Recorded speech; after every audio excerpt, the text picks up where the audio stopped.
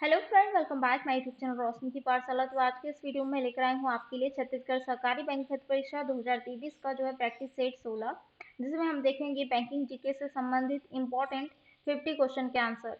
Banking GK का जो है पार्ट 3 है। अगर आपने प्रीवियस क्लासेस नहीं देखा है तो जाकर प्लेलिस्ट में जरूर देख लीजिएगा।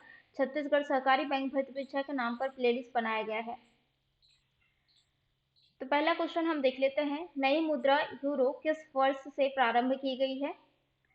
तो मुद्रा जो है यानी कि यूरो मुद्रा जो है कहाँ की मुद्रा है, किस देश की मुद्रा है, फ्रांस और जर्मनी की मुद्रा है यानी कि करेंसी है। ठीक है, जिसे जो है 1 जनवरी 1999 को प्रारंभ की गई थी। अलायंस बैंक ऑफ शिमला की स्थापना कब हुई थी। तो अलायंस बैंक ऑफ शिमला की स्थापना जो है 1881 में हुई थी। आरबीआई के गवर्नर की नियुक्ति प्रधानमंत्री किनके सलाह पर करते हैं। तो आरबीआई के गवर्नर की नियुक्ति जो है प्रधानमंत्री केंद्रीय वित्त मंत्री के सलाह पर जो है करते हैं। सन 1956 से पहले भारतीय स्टेट बैंक को किस नाम से जाना जाता था।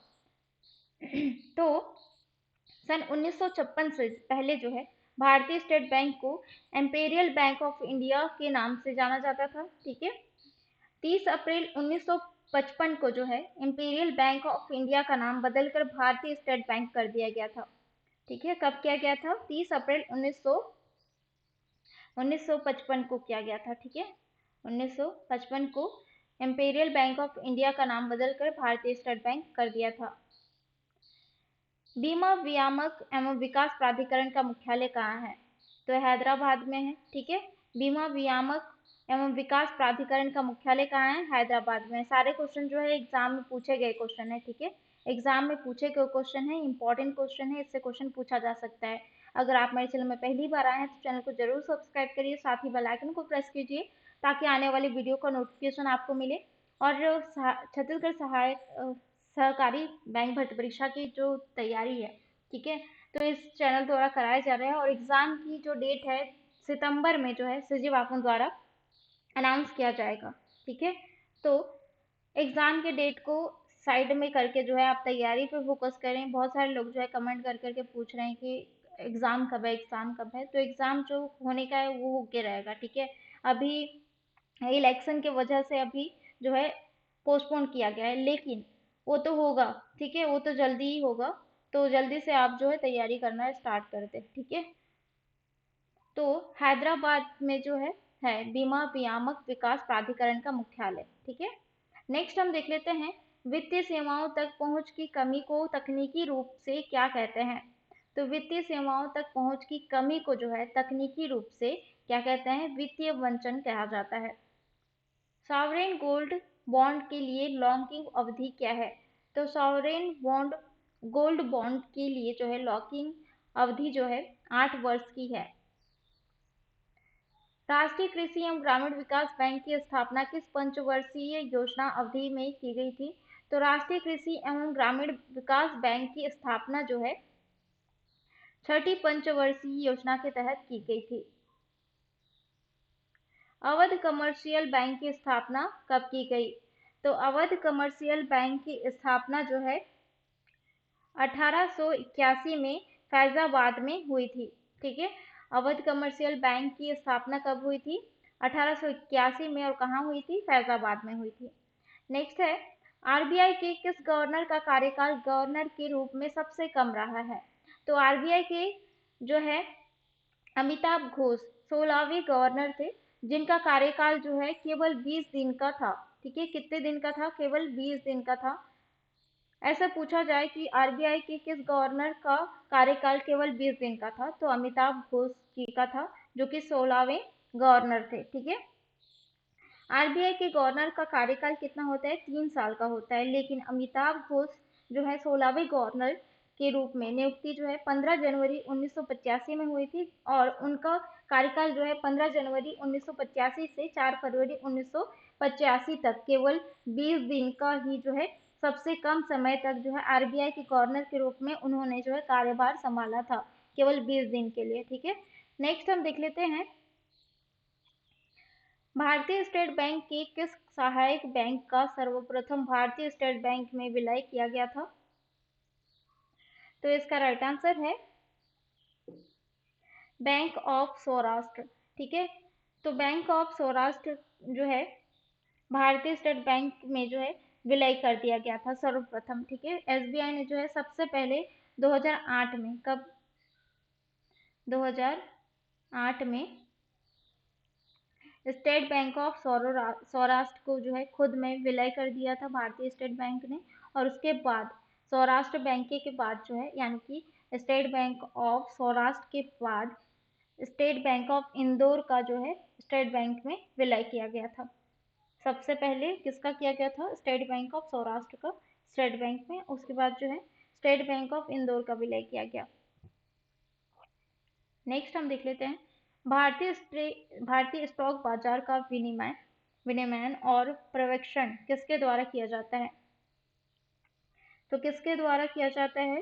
भारतीय स्टॉक बाजार का विनियमन और पर्यवेक्षण किसके द्वारा किया जाता है? तो इसका राइट आंसर है सेबी के द्वारा किया जाता है। ठीक है, SEBI।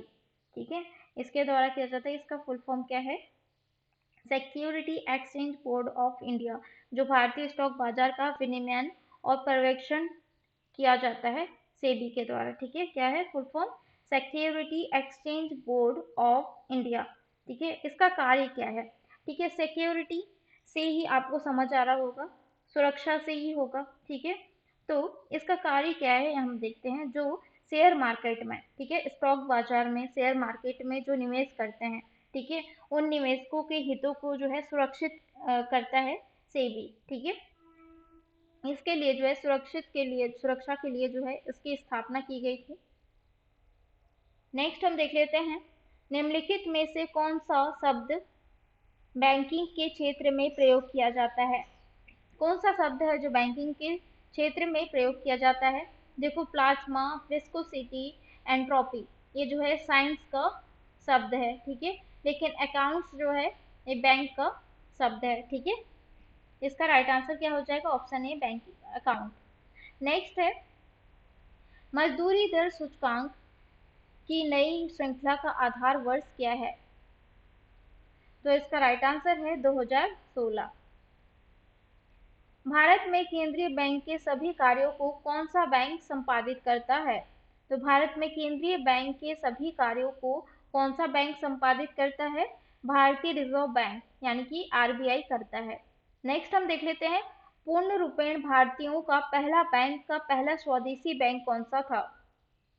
तो पहला स्वदेशी बैंक कौन सा था? यानी कि पंजाब नेशनल बैंक को जो है भारत का सर्वप्रथम बैंक का जो है वो उपाधि मिला है। ठीक है, यानी कि पंजाब नेशनल बैंक जो है एक पहला स्वदेशी बैंक है। ठीक है, भारत का। ठीक है, पंजाब नेशनल बैंक की स्थापना कब हुई थी? पंजाब नेशनल बैंक की 19 मई 1894 को हुई थी। ठीक है, कब हुई थी? 1894 को की गई थी। कहाँ पे? लाहौर, पाकिस्तान में। ठीक है, तो लाहौर पाकिस्तान में इसकी स्थापना हुई। तो भारत का पहला स्वदेशी बैंक कैसे हुआ? ऐसे कैसे हुआ? ऐसे क्वेश्चन आ सकता है। ठीक है, आपके मन में। ठीक है, तो भारत का पहला स्वदेशी बैंक इसलिए कहा जाता है क्योंकि भारत तब जो है विभाजित नहीं हुआ था। ठीक है, इसको जो है कब स्थापना किया गया था? 1894 में। ठीक है, लाहौर के पाकिस्तान। ठीक है, पाकिस्तान के लाहौर में जो है स्थापना किया गया था पंजाब नेशनल बैंक का। कब किया गया था? 1894 में। ठीक है, भारत का पहला स्वदेशी बैंक है। और जब भारत और पाकिस्तान का विभाजन नहीं हुआ था तब। ठीक है, विभाजन कब हुआ था? 1947 को हुआ था। ठीक है, नेक्स्ट हम देख लेते हैं अमिताभ घोष जी का आरबीआई के गवर्नर के रूप में कार्यकाल कितने दिनों का था? तो अभी मैंने बताया था सबसे कम कार्यकाल था इनका, अमिताभ घोष जी का। ठीक है, कब से कब तक? 15 जनवरी 1945 से, सॉरी 1985 से जो है, ऐसे डेट दिया जाएगा। ठीक है, ऐसे डेट भी दिया जा सकता है। कब से कब तक था? 15 जनवरी, 15 जनवरी। ठीक है, 15 जनवरी से 4 फरवरी तक था। 4 फरवरी, 15 जनवरी से 4 फरवरी 1985 तक था, यानी कि केवल 20 दिन का था। ठीक है, केवल 20 दिन का था। इसका राइट आंसर क्या हो जाएगा? ऑप्शन ए 20 दिन। नेक्स्ट हम देख लेते हैं, चीन में सर्वप्रथम अपनी शाखा खोलने वाली भारतीय बैंक कौन सी है?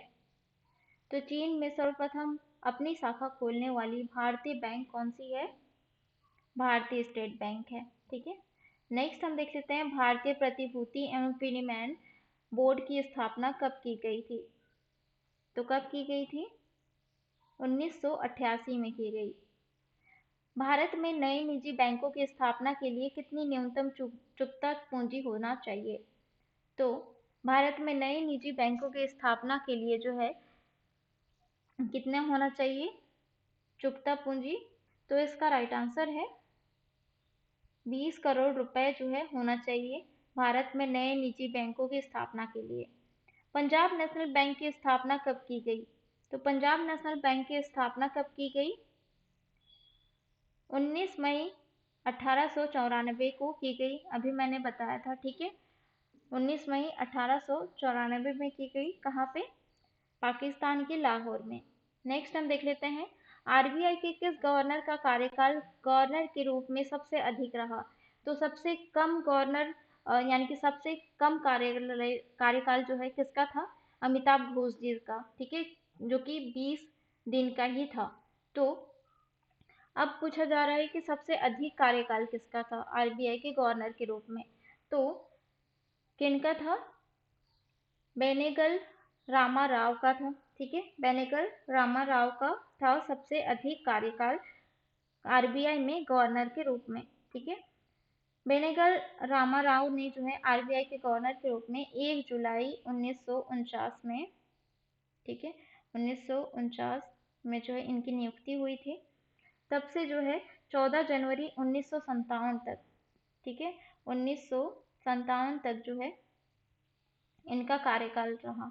ठीक है, यानी कि 7 सालों तक जो है इन्होंने कार्यभार संभाला है आरबीआई के गवर्नर के रूप में। ठीक है, 7 सालों तक था। और सबसे कम किसका था? अमिताभ घोष जी का, जो कि 20 दिनों का था। ठीक है, याद रखना। नेक्स्ट हम देख लेते हैं, बैंकिंग क्षेत्र में किस क्षेत्र के अंतर्गत आता है? तो बैंकिंग क्षेत्र जो है किसके क्षेत्र में आता है, किस क्षेत्र के अंतर्गत आता है? तो बैंकिंग क्षेत्र जो है एक सेवा क्षेत्र है। ठीक है, सेवा क्षेत्र के अंतर्गत आता है बैंकिंग क्षेत्र। नेक्स्ट हम देख लेते हैं, सेबी का मुख्यालय कहाँ स्थित है? तो सेबी का मुख्यालय कहाँ स्थित है? मुंबई में स्थित है। ठीक है, नेक्स्ट हम देख लेते हैं, भारतीय प्रतिभूति एवं विनिमय बोर्ड को किस वर्ष एक अध्यादेश का द्वारा जो है विधानिक ऊर्जा दर्जा प्रदान किया गया था? तो भारतीय प्रतिभूति एवं विनिमय बोर्ड को जो है किस वर्ष एक अध्यादेश द्वारा वैधानिक दर्जा प्रदान किया गया था? तो इसका राइट आंसर है 1992 में। निम्नलिखित में से जापान की कौन सी मुद्रा करेंसी है? तो जापान की मुद्रा करेंसी कौन सी है, यानी कि करेंसी कौन सी है जापान की?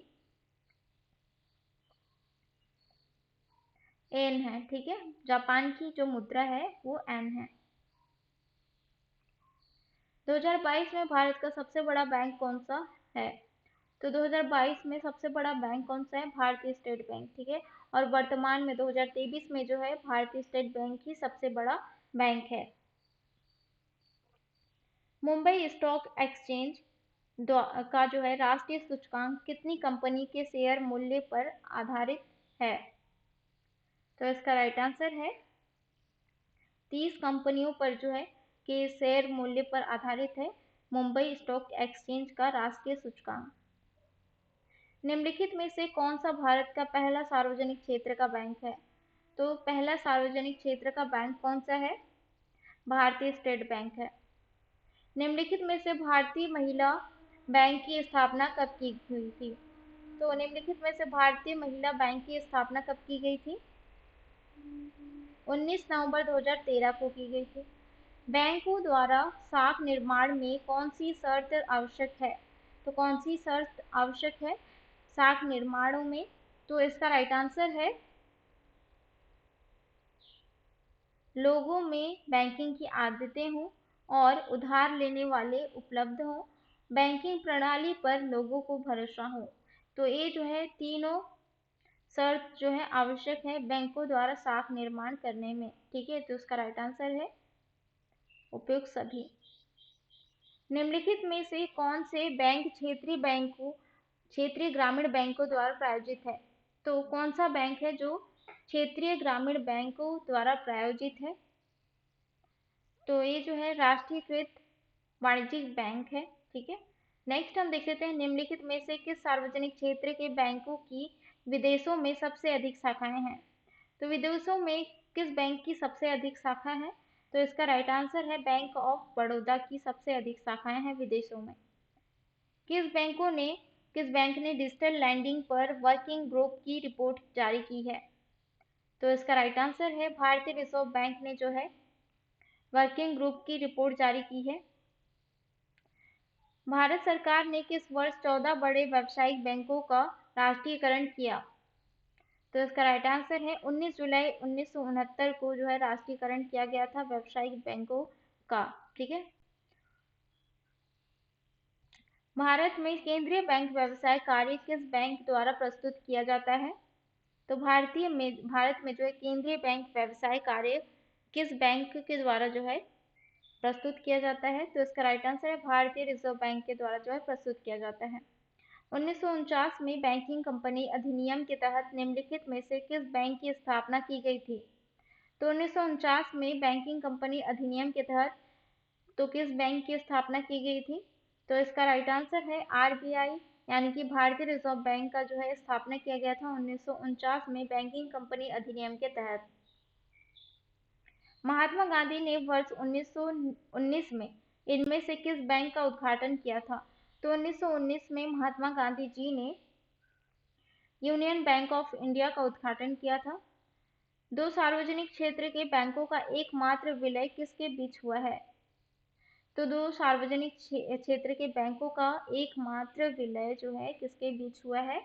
तो इसका राइट आंसर है पंजाब नेशनल बैंक और न्यू बैंक ऑफ इंडिया के बीच हुआ है। ठीक है, नेक्स्ट हम देख लेते हैं किस जमा पर ब्याज की दर सबसे अधिक है? तो किस जमा पर ब्याज की दर सबसे अधिक होती है?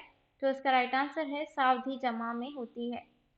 भारतीय रिजर्व बैंक ने कब कार्य करना शुरू किया? तो भारतीय रिजर्व बैंक ने कब कार्य करना शुरू किया था? 1 अप्रैल 1935 से जो है कार्य करना प्रारंभ किया था। निम्नलिखित में से भारत ने निजी क्षेत्र के एक बैंक का नाम कौन सा है? तो निजी क्षेत्र के एक बैंक का नाम कौन सा है?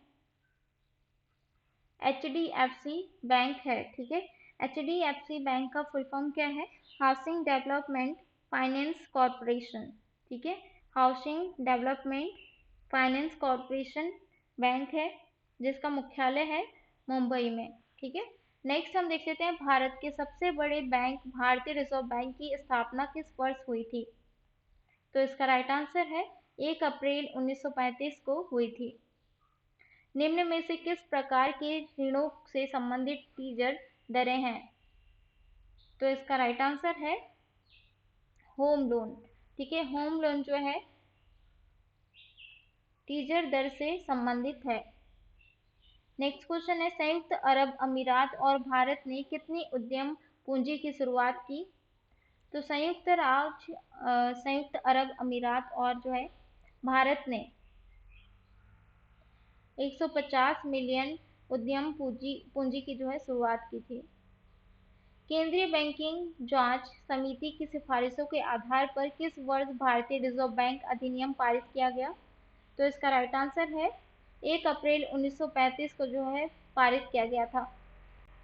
निम्नलिखित में से कौन सी एक साधारण बैंक ग्राहकों की सामान्य बैंकिंग गतिविधि नहीं मानी जाती है? तो इसका राइट आंसर है PLR घटाना बढ़ाना और ऋण नीति की घोषणा करना जो है बैंकिंग गतिविधि नहीं मानी जाती है। निम्नलिखित में से भारत का सबसे बड़ा सार्वजनिक बैंक कौन सा है? तो भारत का सबसे बड़ा सार्वजनिक बैंक कौन सा है? स्टेट बैंक ऑफ इंडिया है। ठीक है, नेक्स्ट हम देख लेते हैं, भारतीय रिजर्व बैंक के पास वैधानिक न्यूनतम से अधिक वाणिज्यिक बैंकों द्वारा रखे गए भंडार को क्या कहा जाता है?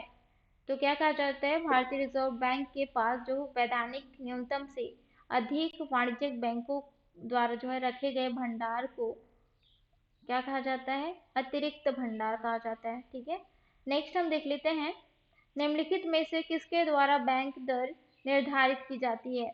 तो बैंक दर किसके द्वारा निर्धारित की जाती है? भारतीय रिजर्व बैंक के द्वारा निर्धारित की जाती है। तो ये था आज का इंपॉर्टेंट क्वेश्चन आंसर। वीडियो कैसा लगा कमेंट करके जरूर बताएं। ऐसे ही इंपॉर्टेंट क्वेश्चन के वीडियोस देखने के लिए मेरे चैनल को सब्सक्राइब करें, साथ ही बेल आइकन को प्रेस कीजिए ताकि आने वाली वीडियो का नोटिफिकेशन आपको मिले। अगर आपने मेरे चैनल को सब्सक्राइब नहीं किया तो सब्सक्राइब कर लीजिए। ठीक है, अगर आपको पीडीएफ नोट्स चाहिए फ्रेंड, तो आप जो है टेलीग्राम ग्रुप जरूर ज्वाइन करें। उसमें जो है आपको आंसर के साथ पीडीएफ नोट्स मिल जाएंगे ताकि आपको जो है रिवीजन करने में आसानी हो। टेलीग्राम ग्रुप का लिंक जो है डिस्क्रिप्शन बॉक्स में दिया हुआ है, आप जाकर ज्वाइन कर लें। मिलते हैं नेक्स्ट वीडियो में इंपॉर्टेंट जीके क्वेश्चन के साथ।